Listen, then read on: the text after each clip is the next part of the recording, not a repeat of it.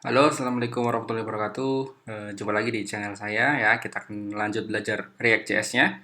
Untuk hari ini kita akan lanjutkan belajar tentang konteks API di React.js. Nah, oke, si konteks ini digunakan apa gitu ya. Jadi kalau konteks ini kan kalau di situs resminya bilang tuh dia cara untuk ngoper data melalui diagram komponen tanpa harus oper prop secara manual di setiap tingkat gitu ya. Kan sebelumnya kita udah belajar props ya untuk saling berbagi data antar komponen. Nah, kalau bagaimana kalau si komponen ini ternyata banyak banget atau dalam gitu ya. Tentunya ini akan ribet sekali atau menjadi rumit ya. Oleh karena itu si kontes ini hadir ya di React.js gitu ya. Nah, kalau di sini kan dibilang kapan menggunakan konteks ya. Jadi si konteks itu dirancang untuk berbagi data yang dapat dianggap sebagai global. Jadi datanya global. Data ini bisa diakses oleh banyak komponen sekaligus dalam ruang lingkup konteksnya, gitu ya. Oke, biar teman-teman ngeh ini ya, kita akan lanjutkan belajar React yang sebelumnya udah kita bikin. Terakhir kita udah bikin use effect ya. Oke, kita udah jalanin server React.js-nya. Kita back ke sini ya. Oke, pertama teman-teman di sini di hooks-nya di fungsional ya. Kita di sini di fungsional kita bikin dua file artinya. Ada produk dan button untuk nambahin chart ya. Jadi pura-puranya nanti di sini ada keranjang belanja ya. Jadi nanti kita ada halaman baru ketika kita klik keranjang nanti keranjangnya bertambah gitu ya. Nah, nanti keranjangnya itu jumlah keranjang yang sudah ditambahkan itu bisa diakses oleh halaman home about mahasiswa kelas hook dan use effect. Jadi datanya bersifat global gitu ya. Oke, pertama kita harus bikin ini dulu ya di src, di search-nya kita bikin file baru namanya adalah card context gitu ya. Jadi nanti kita akan bikin modul namanya card context dulu ya teman-teman ya. Card context ini tujuannya untuk melakukan konfigurasi membuat sebuah konteks yang akan diimplementasikan di aplikasi React.js kita. Oke, di sini saya akan import dulu. Import apa? Import yang namanya create context ya, seperti ini dari React ini ya. Oke, kemudian saya ekspor menjadi sebuah modul ya. Konteks itu isinya adalah create context kosong gitu ya, nol ya, jadi belum ada konteksnya. Kita simpan, kita kembali ke app.js gini ya. Oke, saya tutup dulu. Oke, di app.js kita nanti akan panggil si card konteksnya teman-teman. Jadi ketika kita membuat konteks kita pasangkan misalnya di atas navbar sampai di bawah switch gitu ya misalnya, berarti komponen-komponen yang ada di sini dia bisa mengakses data global tersebut atau data yang kita bikin di konteks gitu ya. Oke, kita coba di sini. Ya, di sini saya tambahkan konteksnya, card konteksnya seperti ini ya. Card konteks ini kita bisa seperti ini ya teman-teman. Kemudian kita taruh di mana data ini bisa diakses gitu ya.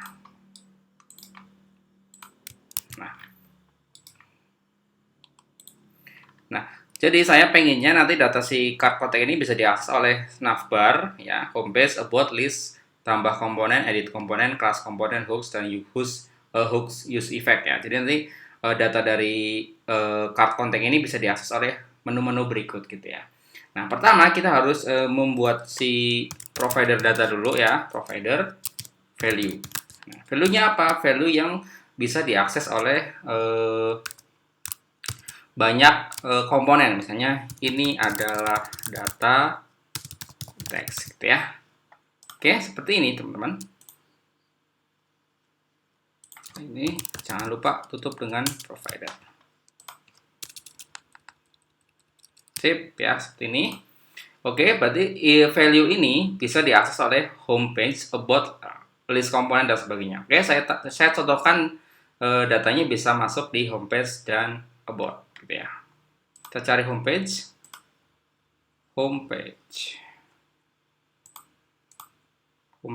ya di sini ya. Oke. Misalnya di homepage ini saya akan menambahkan si ini ya, si data konteks itu gitu ya. Caranya bagaimana? Caranya kita bisa membuat sebuah cons gitu ya di sini. Variabel misalnya data konteks gitu ya. Data konteks itu apa? Kita use konteks Nah, use konteksnya apa? Nama konteksnya card konteks ini ya. Nah, sekarang si data konteksnya itu saya taruh di sini. Ini. Oke. Kita coba lihat ya. Nah, ini adalah data konteks gitu ya, teman-teman ya. Berarti di sini value ini bisa dibaca oleh homepage. Nah, bagaimana ketika kita ingin baca di komponen about gitu? Kita cari about ya. Sini kita pasang dulu juga dalam bentuk cons gitu ya. Data konteks sama dengan use konteks ini ya. Card konteks. Nah, buat os di sini saya tambahkan data konteks. Oke. Nah, home ini kita udah berhasil namakan, dan ketika kita klik about, as juga di sini muncul ini adalah data konteks. Jadi data yang udah kita tentukan di AppJS dalam bentuk value konteks ini bisa diakses di manapun ini ya, komponen-komponen yang masuk di dalam konteks providernya gitu ya. Oke, kita akan membuat sebuah yang lebih expert lagi ya. Jadi saya hapus aja yang ini ya. Oke, home-nya juga saya hapus ininya. Oke, gini ya teman-teman. Save. Oke. Nah, sekarang saya pengen melempar sebuah fungsi dan data state gitu ya ke dalam komponen lain gitu. Misalnya kita kalau di keranjang belanja kan kita ngeklik tombol keranjang belanja gitu ya. Nanti di keranjang muncul nambah data gitu ya. Di keranjangnya ada 1, ada 2, ada 3 dan sebagainya gitu ya. Oke. Kita tampung dulu ya teman-teman. Tampung dulu data apa namanya? Datanya ya, cons gitu ya. Dalam bentuk hook state ya. State defaultnya data keranjang itu adalah 0. Jadi seperti ini ya. Oke. Dan ini value-nya biar bisa dibaca oleh semua komponen, si value set value dan set value-nya ini taruh di value provider gitu ya. Caranya ini ya. Value dan set value. Nah, jadi si set value dan fungsi set value-nya bisa kita lempar ke komponen lain. Oke, nanti kita akan bikin sebuah komponen produk ya. Oke, kita rubah dulu yang navbar komponennya di sini ya, navbar komponen. Kita tambahkan nanti di sini ya. Use tab-nya. Oke. Sini kita lupa saya tambahkan use tab ya. Biar nggak error ya. Dan kita akan bikin keranjang dulu di sini ya teman-teman, di navbar ya, kita buka navbar komponen seperti ini. Oke, di sini di navbar komponen itu kita akan menambahkan sebuah keranjang belanja ya di nav item, terus di bawah nav ya di sini ya. Oke, saya tambahkan navbar text ini ya, navbar text. Di dalamnya saya tambahkan button ya. Buttonnya itu colornya ranger ya. Oke, misalnya saya coba taruh 10. Nah, ini muncul 10 ya teman-teman ya. Nah, biar bagus, di sini kita tambahkan sebuah icon gitu ya. Icon keranjang ya. Nah, pakai namanya font awesome CDN gitu ya. Coba cari font awesome CDN. Tunggu.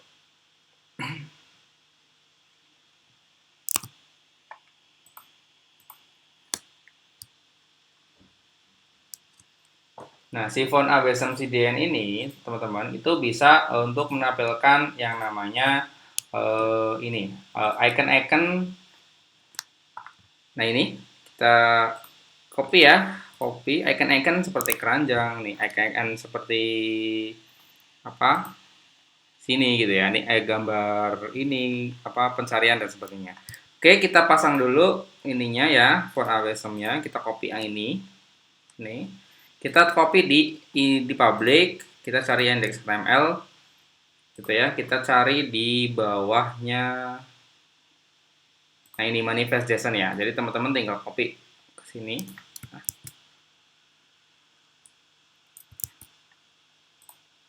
oke, jadi nanti di sini ada link style sheet type text garis miring CSS. Nah, href-nya itu kita robah gitu ya. Oke. Nah, ini ya. Jadi kita tambahkan satu baris ini di indeks HTML-nya. Oke, kita udah. Kemudian kita balik lagi ke navbar ya. Navbar. Nah, di navbar kita akan tambahkan yang namanya keranjangnya. Oke, buttonnya udah, tinggal class name ya. Class name-nya adalah Alpha Shopping Cart.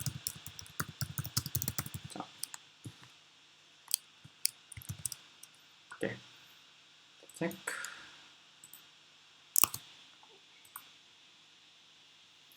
Nah, font awesome ini, teman-teman, awesome bisa dicek di situs fontawesome.com gitu ya. Nanti ada beberapa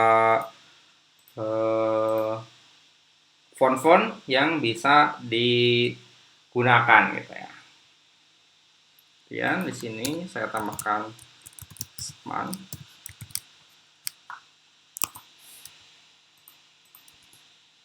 Oke, span page class name ya. Class name-nya adalah page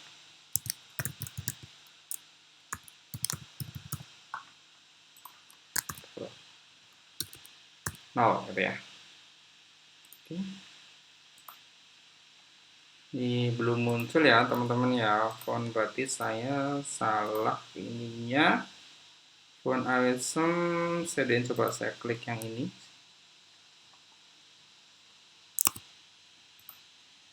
Saya coba pakai yang ini.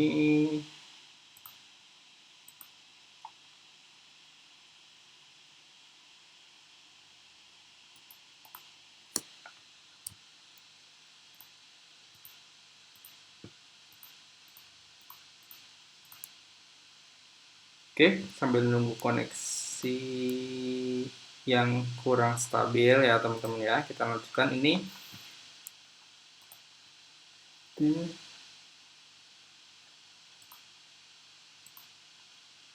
Nah, ini ya teman-teman ya, cari yang font awesome.css. Font awesome.min.css. Kita coba yang ini. Kita ganti di indeks HTML-nya. Oke.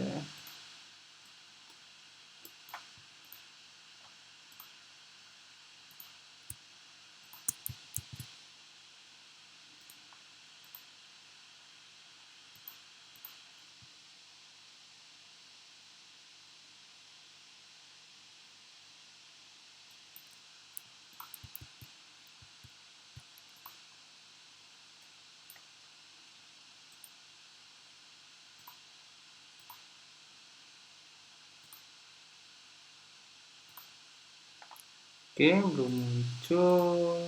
Berarti ada.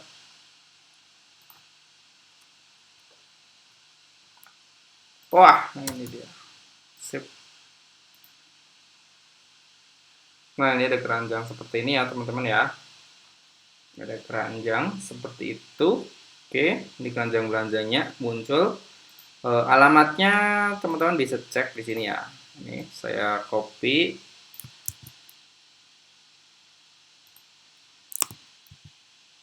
Nah, ini ya alamatnya. Nanti saya akan taruh di ini ya, di deskripsi. Oke. Oke, kita udah tambahkan indeksnya, kita kembali ke navbar komponen. Nah, jadi di class name badge-nya itu 0 ya, masih 0. Berarti di sini 0 gitu ya. Nah, sekarang kita coba ketika app.js-nya kita rubah menjadi 1 gitu ya.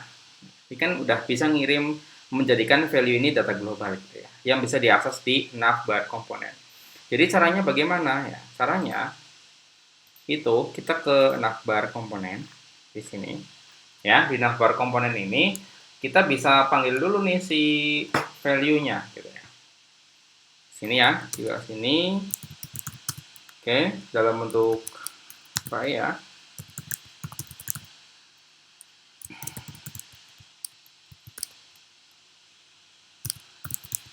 Use context. Nah, konteksnya adalah nama konteksnya, card context. Ini value, makanya kita coba pasang di sini adalah value juga ya. Value. Kita coba cek.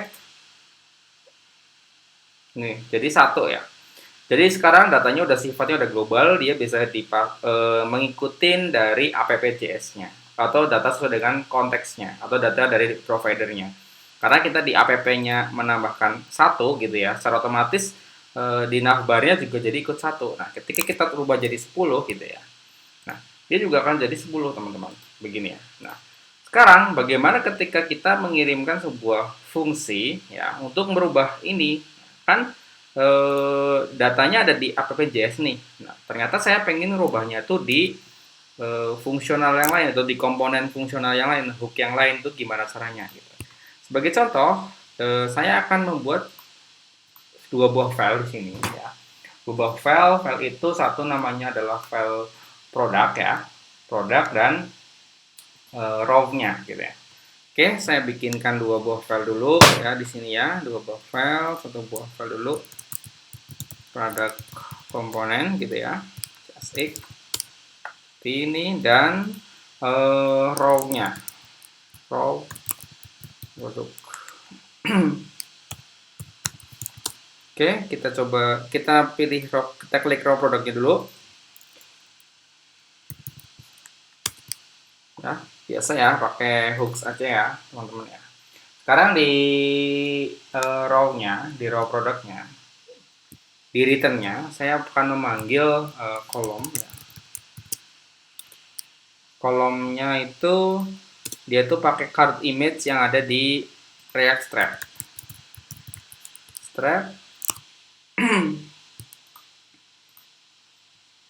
Di React Strap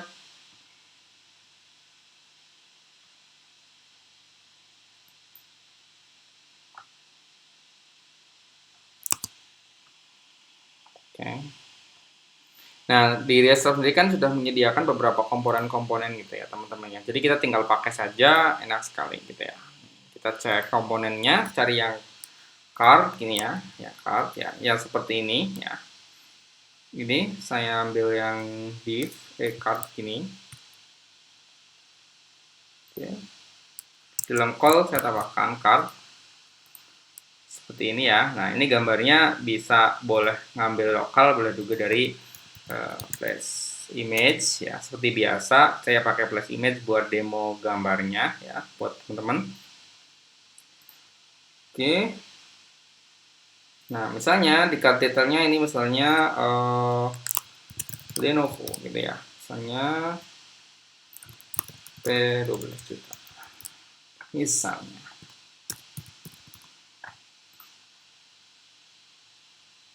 Nah, buttonnya ini tambah keranjang gitu ya. Sip. Oke, saya pakai ini aja lah, yang ini aja yang analogi seperti ini. Saya copy image-nya. Saya taruh di SRC ya. Seperti ini ya teman-teman ya. Nah sekarang di produk komponennya, saya akan membuat sebuah komponen di produk komponen gini ya. Nah isinya apa? Isinya adalah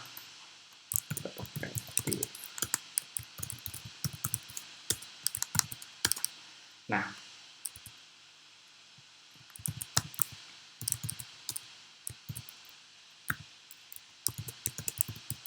produk gitu ya. Produk di sini saya tambahkan row. Row-nya adalah isinya adalah raw product ya. Raw product. Oke, saya copy jadi 3 kolom ya. Oke, seperti ini. Save. Nah, sekarang raw produknya kita jadikan sebuah menu ya di sini. Oke, di sini namanya produk ya. Komponennya adalah produk komponen ya. Produk komponen seperti ini. Oke. Kemudian di navbarnya kita tambahkan satu menu lagi di sini. Ini ya. Produk dan di sini adalah produk gitu. Oke, kita coba cek ada error enggak. Raw produknya kolom card dan lain-lainnya belum ya di sini ya. Jadi kita tinggal ngambil dari sini saja. Kita ngambil yang ini ya teman-teman. Oke, sini paste call di raw product.js call ya, call. Oke, dimuncul seperti ini ya teman-teman. Kalau diklik itu ada muncul 3 seperti ini ya. Misalnya nih nama produknya, nih harganya. Nanti ketika kita klik tambah keranjang gitu kan, nanti keranjangnya nambah secara otomatis karena dia datanya udah global. Jadi nanti bisa ketika diklik home about ini juga keranjangnya tetap sama ya karena data. Kalau sekarang kita klik itu dia belum bisa ya. Oke, kita ke sini ya. Nah, kita set usetnya ini adalah 0 dulu ya, biar isi keranjangnya dia itu 0 ya. Oke. Nah, di sini teman-teman untuk berubah set value 0 atau ketika diklik itu datanya nambah keranjangnya, berarti kan kita tinggal set value adalah value tambah 1 gitu ya. Nah, ini kan tombol kliknya itu kan di sini ya, ditambah keranjang gitu ya. Nah, berarti kita harus menggunakan melempar data value dan set value ke produk komponen gitu ya. Nah, karena kan kita udah masuk dalam satu provider gini.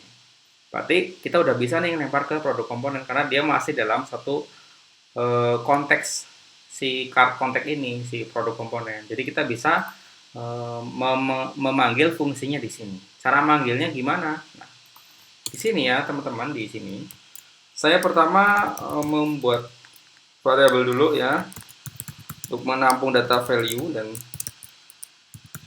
set value kita tampung dulu pakai use context ya. Use konteksnya apa ya, namanya kan card context kan. Nah seperti ini ya teman-teman ya, kita panggil dulu seperti ini. Nah ditambah keranjang ini buttonnya gitu. Jadi kita on click itu kan isinya bisa kita mengeksekusi sebuah button biar dia menjalankan sebuah fungsi gitu ya. Nah, ketika di on click ya sama dengan seperti ini ya, kita jalankan pakai ini gitu ya, arrow function. Nah, kita pakai set value. Nah, set value-nya karena kita setiap ngeklik keranjang belanja itu nambah 1, berarti si set value itu adalah value tambah 1 gitu ya. Gini kan? Oke. Save. Tuh, cut contact is not defined ya. Cut contact is not defined.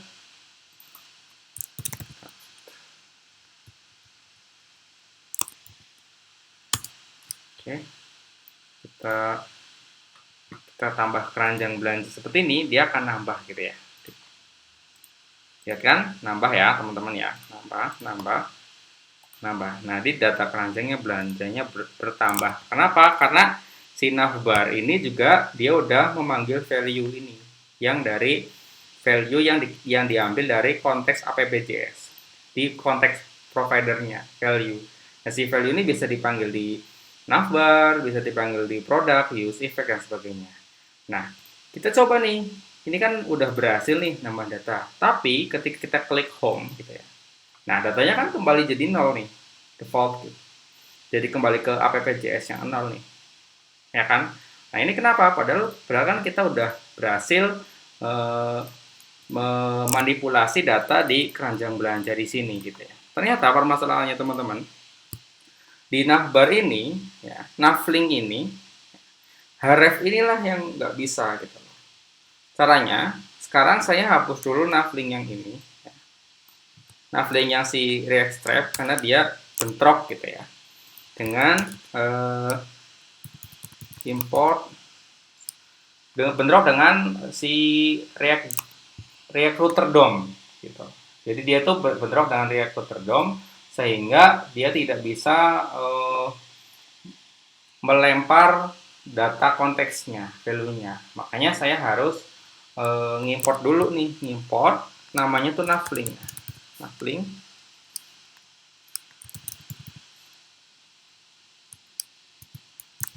from apa? From ini React Router DOM ini. Nah, jadi bukan navlink yang ada di React Strap, tapi navlink yang dimiliki oleh React Router DOM. Nah, sekarang nav itemnya, jadi ini udah punya navlink. Nah, href ini kita ganti jadi to, gitu ya. Jadi to semua, ya. Kita bisa pakai ini ya. Href jadi to, gitu ya. Kita replace, oke. Nah, sekarang si href-nya itu dia udah dirubah. Jadi navlink punya React Router DOM. Nah, jadi bentuknya seperti ini teman-teman. Ketika kita klik keranjang belanja, kita bisa nambahin data di sini. Ketika ketik com, dia datanya tetap sama tuh, 3 kan. Dia datanya udah sifatnya udah global. Kalau tadi kan kita pindah ke halaman lain, datanya jadi 0 ya. Nah, ini sama. Ya. Oke ya, masuk ya, 3 gitu ya. Nah, tapi ini stylenya jadi rusak kan, nggak bagus lagi kayak tadi. Oleh karena itu, kita panggil saja nih navlinknya, kita pasang kelas name-nya si bootstrap nih. Kelas name-nya adalah, kalau di bootstrap tuh navlink ya. Seperti ini, oke. Kita copy saja, seperti ini ya teman-teman. Oke, seperti ini, seperti ini, seperti ini, seperti ini, seperti ini. Dan seperti ini. Oke. Nah, sekarang udah bagus. Lihat. Dia juga akan aktif gitu ya. Linknya udah aktif gitu ya. Sekarang kita klik di produknya, kita klik tambah keranjang belanja ya. Dia nambah keranjang, klik nambah lagi gitu ya. Ketika kita pindah ke halaman home, datanya tetap sama 3, tetap 3 gitu ya. Tetap 3, tetap 3 gitu ya. Jadi gitu ya teman-teman, cara menggunakan konteks, salah satu menggunakan konteks di React.js. Jadi intinya adalah dengan kita membuat sebuah konteks baru ya, kita udah bikin namanya card konteks begini, kemudian kita bikin providernya ya. Si provider ini bisa membagi data ke siapa saja. Oh ternyata komponen ini. Nah, misalnya card konteks providernya taruh hanya sampai sini, ya udah hanya 3 ini komponen yang bisa menerima datanya gitu. Tapi kan saya pengen semua komponen di router ini bisa menampung data dari provider value ini. Nah, kerennya adalah si value dan set value-nya, yaitu pakai state hooks-nya, itu bisa dikirimkan juga ternyata fungsinya. Buktinya adalah ketika kita memanfaatkan set value di raw product ya, ketika kita ngeklik button tambah keranjang, nah kan raw product ini kan udah di dalamnya produk komponen juga. Nah ini juga bisa dilempar datanya, bisa memanipulasi data yang sifatnya global, sehingga semua komponen yang ada di router ini bisa melihat data yang sama gitu ya. Jadi datanya semua sama nih keranjangnya, baik di halaman about, mahasiswa, kelas dan sebagainya, itu datanya sama. Jadi kurang lebih kira-kira itu teman-teman. Jadi kalau udah dalam banget ininya komponennya, Kalau masih sedikit kita bisa pakai props ya, pakai props cukup, tapi kalau udah kompleks itu bisa pakai yang namanya konteks API. Oke ya teman-teman, untuk sesi konteksnya saya cukupkan dulu. Semoga teman-teman paham dan ilmu ini bisa bermanfaat ketika membangun sebuah project React.js ya. Oke, sampai jumpa di seri video React.js berikutnya. Terima kasih.